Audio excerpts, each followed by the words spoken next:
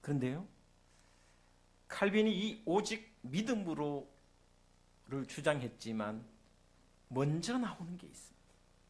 많은 사람들이 이것만 생각합니다. 오직 믿음으로. 그러나 칼빈은 믿음으로 의롭게 된다는 것을 말하기 전에 성도의 거룩한 삶을 이야기했습니다.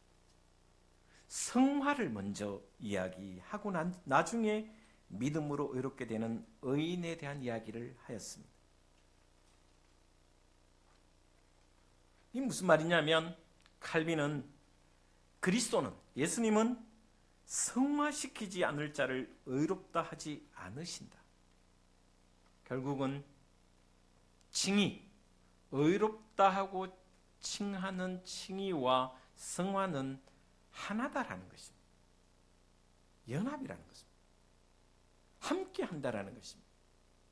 믿음으로 이렇게 된 사람은 반드시 성화의 삶을 살아가게 돼 있다라는 것입니다. 거꾸로 말하면 성화의 삶을 살지 않는 사람은 믿음으로 의롭게 된 것을 의심해야 됩니다. 저 사람 교회는 다닌 것 같은데 신앙이 엉망이야. 삶이 엉망이야. 그러면 진짜 의롭게 되었나? 한번 의심해 봐야 된다는 것입니다. 칭의와 성화는 분리될 수 없고 영원히 함께 한다고 칼빈은 이야기했습니다. 예수 그리스도의 지혜로 속량하시고 우리를 구원하시고 그 속량하신 자를 의롭다 하시고 의롭다 하신 자를 성화시키시는 분이 바로 그리스도라는 것입니다.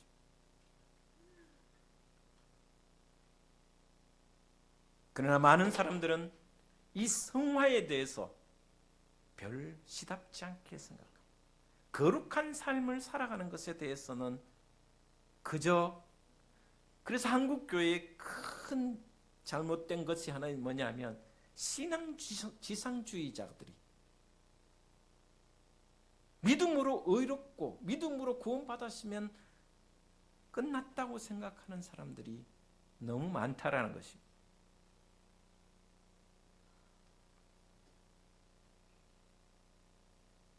그러다 보니까 믿음으로 의롭다고만 생각하는, 그래서 구원받았다고 생각하는 사람들이 수십 년이 지나도 그의 삶은 변화되지 않고 윤리적으로 도덕적으로 문제가 생기고 상식이 없어서 하나님의 영광을 가리는 사람들이 우리 주변에도 많이 있습니다. 그래서 신앙지상주의, 믿음으로 의롭다고만 생각하는 이 사람들의 특징이 뭐냐면 윤리의식이 부족하다는 것입니다. 교회는 열심히 다니지만 개인윤리와 사회윤리가 약하여 있다면 담배 피우지 않고 술 마시지 않는 그 정도만 해도 신앙생활을 잘한다, 그렇게 생각하는 사람들이 종종 있다는 것입니다. 또 다른 사람은, 어떤 사람이 교회 안에 존재하냐면 기독교적인 율법주의에 빠진 사람들이 있습니다. 자신이 술을 마시지 않으면서 자신은 11조를 열심히 하면서 11조를 하지 않거나 술 마시는 사람들을 정죄하고 심판하는 사람들이 교회 곳곳에 있습니다. 나는 이렇게 교회를 위해서 충성하는데 저 집사는 뭐냐고 정죄하고 심판하는, 다른 사람을 정죄하고 심판하는 기독교적인 율법주의자들도 교회 안에 존재한다. 그래서 공존하는, 바울은 로마서에 보면 1장에서 5장까지는 믿음으로 의롭게 된다는 것을 역설적으로 끊임없이 이야기합니다. 그런데 로마서 6장과 7장에는 믿음으로 의롭게 된 하나님의 자녀된 사람이 거룩한 삶을 살아야 된다는 것을 계속해서 반복적으로 이야기를 합니다.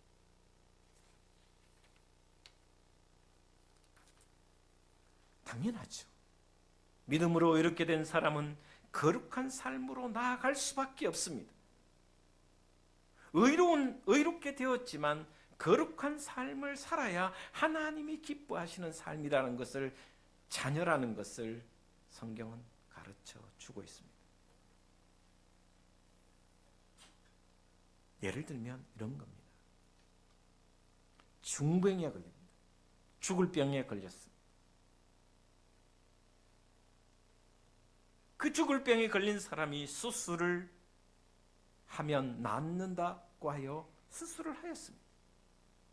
그래서 도려내었습니다. 제거를 했습니다. 그 아픈 부위를 싹 제거를 했습니다.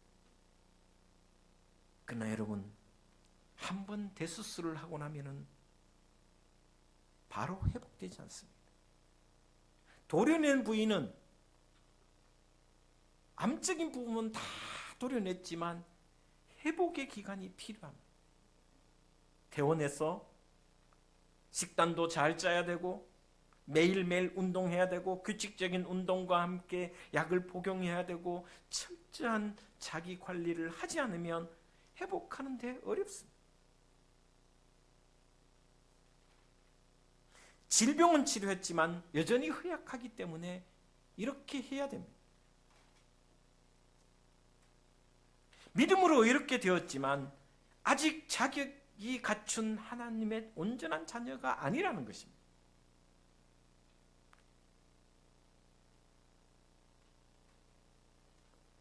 하나님의 자녀가 되어 가야 한다는 것입니다. 우리는, 저와 여러분은 중병에 걸렸다가 나음을 입은 사람과 같습니다. 긴 시간 동안 회복하고 또 회복해요. 아니, 하나님 부르시는 그날까지 회복하고 나를 돌아봐야 됩니다. 의롭게 된 것이 아닙니다. 의롭다고 여겨졌을 뿐입니다.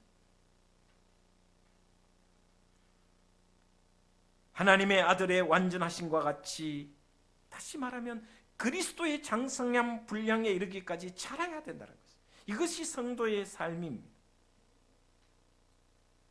바울은 이런 우리에게 어떻게 거룩한 삶을 살아야 하는가를 가르쳐 주고 있습니다. 6장과 7장에 세 가지 비유를 통해서 거룩한 삶에 대한 이야기를 하고 있습니다. 첫 번째는 세례입니다. 세례의 비유를 통해서 거룩한 삶, 성화의 삶을 이야기합니다. 두 번째는 노예의 삶을 비유합니다. 세 번째 7장 1절에서 7절에 보면 부부관계의 비유를 통해서 의롭게 된 사람이, 의롭게 된 하나님의 자녀가 성화의 삶, 거룩한 삶을 어떻게 살아야 하는가를 비유를 통해서 가르쳐 주고 있습니다. 여러분, 세례의 필수 조건은 두 가지입니다. 여러분도 다 세례를 받으셨는데 세례를 받는 조건은 두 가지입니다. 예수 그리스도의 죽으심과 부활을 믿어야 합니다. 믿을 뿐 아니라 나 자신이 그리스도와 함께 죄에 대해 죽고 의에 대하여 부활한 것을 믿는 자가 세례를 받습니다. 두 가지입니다. 죽음과 부활, 십자가의 죽으심과 부활을 믿는 것과 그 십자가에 예수님이 죽는 동시에 나의 모든 죄도 죽었다는,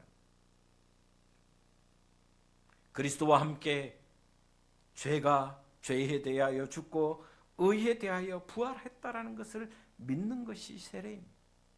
그것을 고백하는 사람이 바로 그리스도인이 되는 겁니다. 세례받은 신앙인이 되는 것입니다. 그러면 죄에 대하여 죽은 사람이 계속해서 의도적으로 악을 행할 수 있느냐? 결코 그럴 수 없다라는 것입니다. 죄에 대하여 죽은 사람은 선을 행할 수밖에 없다라는 것입니다. 고의적으로 죄를 지어서 하나님을 영화롭게 하지 못하는 데 앞장설 수 없다라는 것입니다. 이것이 바로 첫 번째 비유고, 두 번째 비유는 노예 제도의 비유입니다. 여러분, 노예. 여러분, 노예는 지금 생각하는 종과 2000년 예수님 시대, 바울 시대의 노예는 전혀 다른 개념입니다. 노예에게는 1분 1초도 자신의 시간이 없습니다. 그렇죠? 노예는 자기의 시간이 없습니다. 1초도 자신의 시간이 없습니다.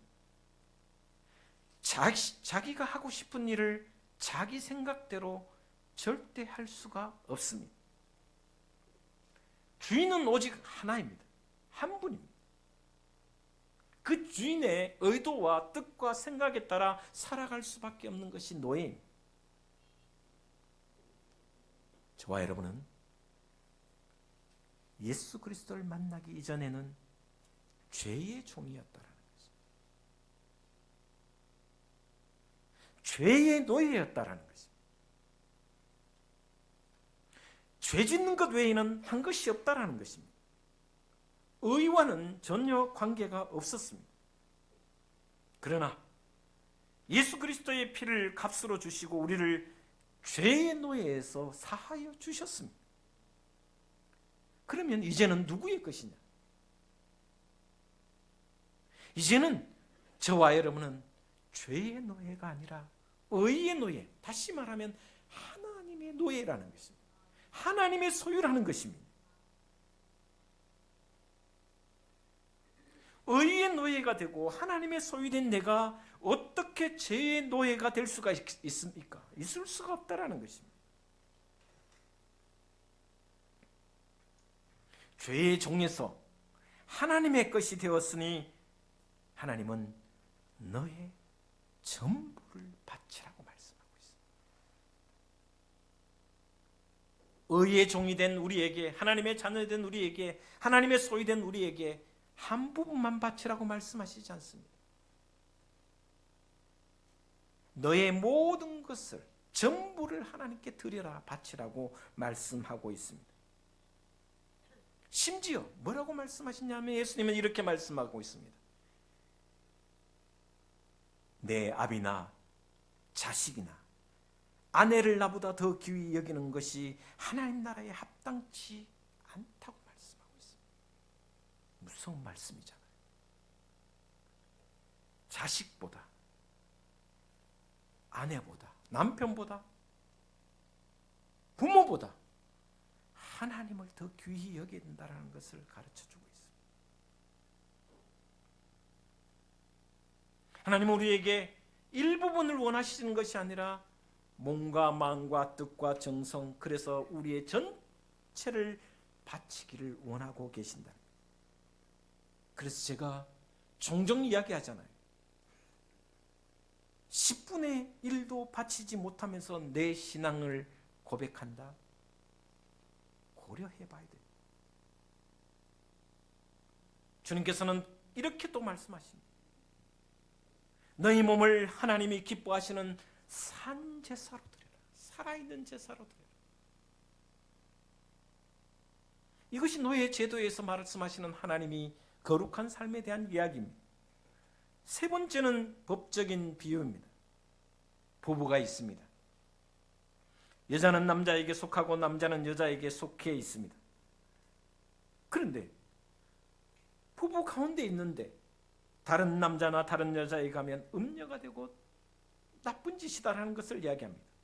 그러나 남편이나 아내가 죽으면 그 법에서 자유롭게 된다라고 설명하고 있습니다. 어느 한쪽이 사라지면 자유의 몸이 된다라는 것입니다. 이 말씀을 하는 이유가 뭐냐면 전에는 우리가, 저와 여러분이 율법의 종이었다라는 것입니다. 율법과 부부관계를 맺는 존재라는 것입니다. 율법의 종이면 사망의 열매를 맺을 수밖에 없다라는 것입니다. 그러나 예수 그리스도가 십자가의 죽으심으로 말미암아 그 율법은 죽었습니다. 이제는 율법과 관계가 없습니다. 죽음에서 다시 사신 예수님께 우리는 그분과 결혼했다라는 것입니다. 그분에게 출가했다는 것입니다. 이것이 오늘 7장의 비유입니다. 이제는 의의 열매를 맺어야 한다는 것입니다. 하나님의 자녀가 된 내가 의의 열매가 되어야 된다는, 그것이 바로 그리스도인의 삶이다라는 것을 이 말씀을 통해서 가르쳐 주고 있습니다. 어릴 때 들었던 말이 많죠. 남자는 남자다워야 하고 여자는 여자다워야 합니다. 왜 남자는 남자다워야 합니까? 말 그대로 남자니까요. 여자는 여자니까요. 바울은 오늘 우리에게 말씀하고 있습니다. 죄가 너에게 왕노릇하지 못하게 하라. 너의 왕은 죄가 아니니까. 너의 왕은 예수 그리스도니까. 예수 그리스도를 남편으로 모신 사람이 너희 몸을 온전히 하나님께 드리라고 말씀해 주고 있습니다. 그러면서 오늘 본 말씀, 우리는 죄의 노예가 되었을 때, 율법 아래에 있을 때, 율법의 종일 때와 전혀 다른 이야기를 하고 있습니다. 6장 1절과 2절과 15절에는 우리는 어디에 있냐? 은혜 아래에 놓여 있다라는 것입니다. 은혜 아래에 놓여 있다라는 것입니다. 그러니 은혜 아래에 놓여 있는 자가 죄를 지을 수가 없다라는 것입니다. 여러분, 저와 여러분이 율법 아래에 있을 때 죄를 지으면 율법이 우리를 심판합니다. 그러나 우리는 하나님 은혜 아래에 있습니다. 은혜 아래에 있는 우리가 범죄하면 하나님이 슬퍼하시고 고통스러워하신다는 것입니다. 하나님의 자녀가 된 우리가 죄를 지으면 지을수록 하나님이 고통스러워하시고 슬퍼하신다는 것입니다. 저와 여러분은 은혜의 시대에 살고 있습니다. 그러니 죄를 지을 수가 없다라는 것입니다.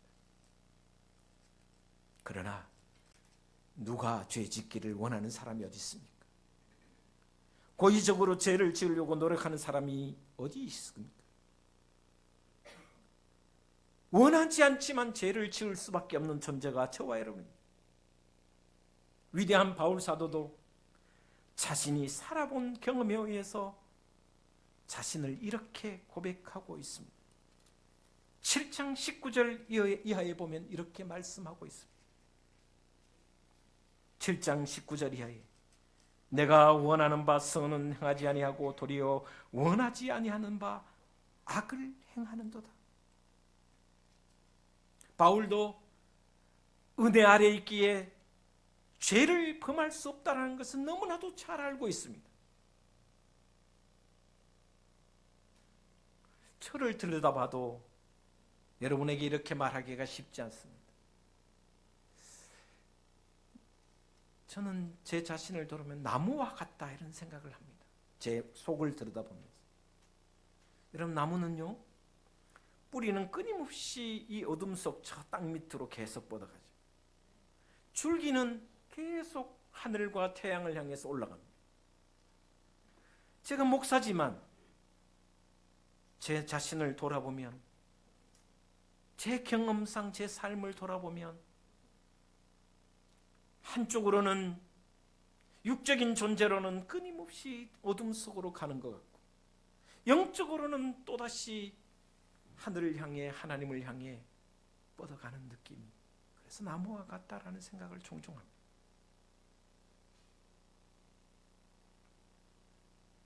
그러다 보니 세상 사람들은 우리를 향하여 저거 예수쟁이라는 말을 비난합니다.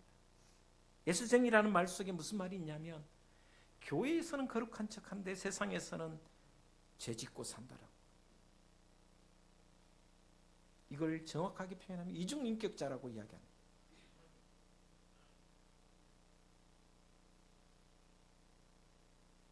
저도 변명하지 못합니다. 선을 원하지만 육적인 악을 행하는 저의 모습을 지켜볼 때 저 스스로도 힘든데 하나님 나를 향하여 얼마나 괴로워하시고 고통스러워하실까. 제가 힘든 날이 어떤 날이냐면 죄 사함을 받지 못한 가운데 주일날 저 예배당 앞에 딱 서서 이 강단, 이 예배당 안으로 들어올 때 가장 고통스럽습니다. 제가 종종 이야기하잖아요.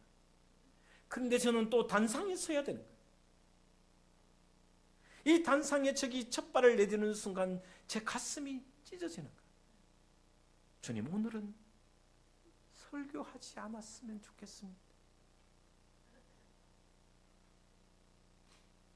가끔 누가 묻습니다. 목사님은 화장실도 안 가는 것처럼 보인다.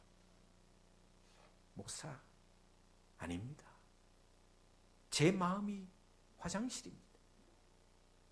제 마음속을 들여다보면 더러운 화장실보다 더 더러운 마음들이 내 속에서 꿈틀거리고 있고 지저분하게 펼쳐져 있는 것을 각 방마다 봅니다. 저에게는 선한 신목사가 있고 악한 신목사가 공존하고 있습니다. 영적인 저와 육적인 제가 같이 공존하고 있습니다. 하나님을 믿고 평안과 기쁨을 맛보지만 쓰라린 고통도 경험합니다. 죄에 대한 고민이 깊어져 슬퍼할 때도 있습니다. 과거에도 그랬고 지금도 그럴 때가 있습니다. 그런 의미에서 저뿐 아니라 여러분도 다 이런 모습이 있을 것입니다. 하나님 안에서 참 평안이 있지만 하나님을 거스리려고 하는 마음도 내 속에 있다는 말입니다.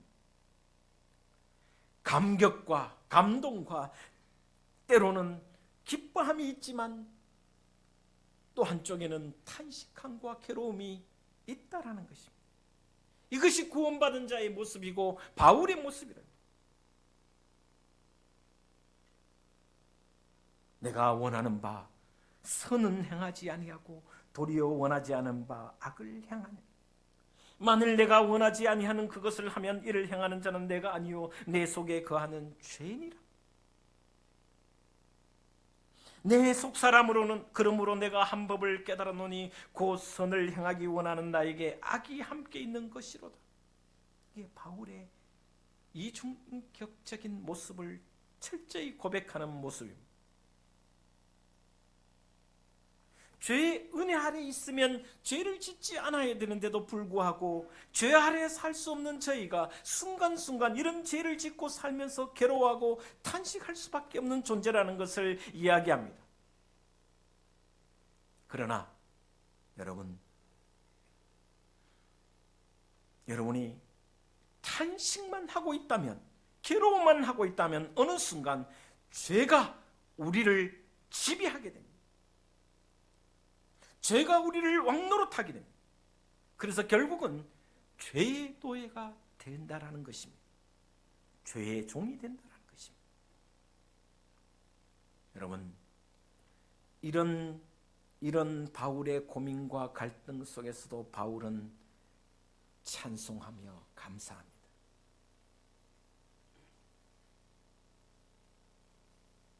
24절, 7장 24절, 25절에 이렇게 고백합니다. 오라, 나는 공고한 사람이로다.